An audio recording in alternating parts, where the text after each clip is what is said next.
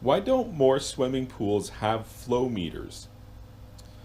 The reality is that traditionally speaking, swimming pool filtration was kind of done in a haphazard way. Swimming pool pumps, by and large, were single speed, and some people ran them 24 hours a day. Most people didn't. Most people ran them for 12 hours a day or 8 hours a day, something to that effect. What was probably happening under those conditions is that the pool was probably far exceeding the actual filtration value that it needed to have in order to keep the pool clean and clear.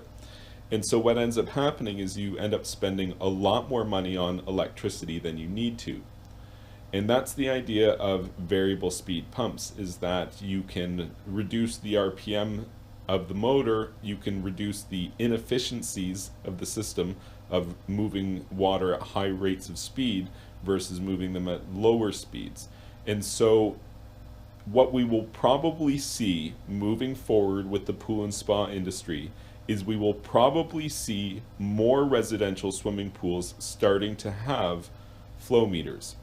Without a flow meter, you really wouldn't be able to know if you're actually moving any water or not.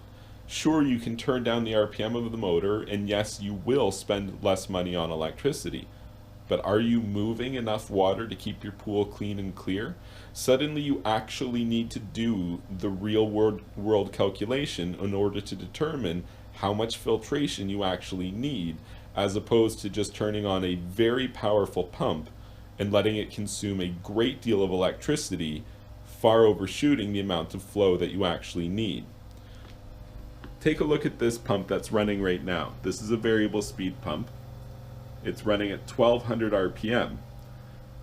So if you had one of these and you ran it at 1200 RPM, you might be wondering, well, is this actually moving enough water to do anything for me?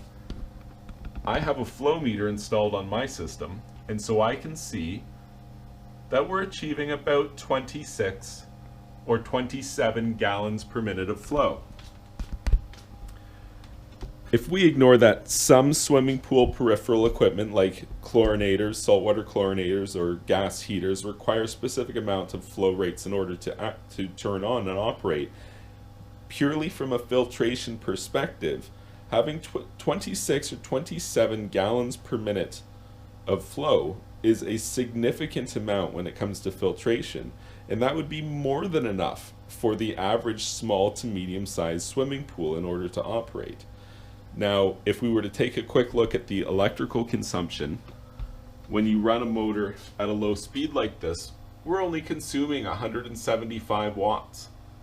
That's barely 2 light bulbs running, and yet we're achieving more than likely enough flow to filter the average residential swimming pool and keep it clean and clear.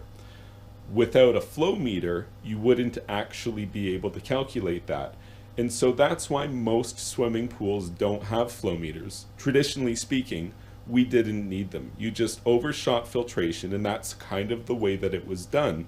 But it was a really inefficient way to do things, and moving forward, we're going to see some changes in the swimming pool industry as a result of some new rules that are being implemented by the Department of Energy, which stipulate that swimming pool pumps need to meet certain levels of efficiency that traditional single-speed swimming pool pumps, by and large, just will not be able to meet.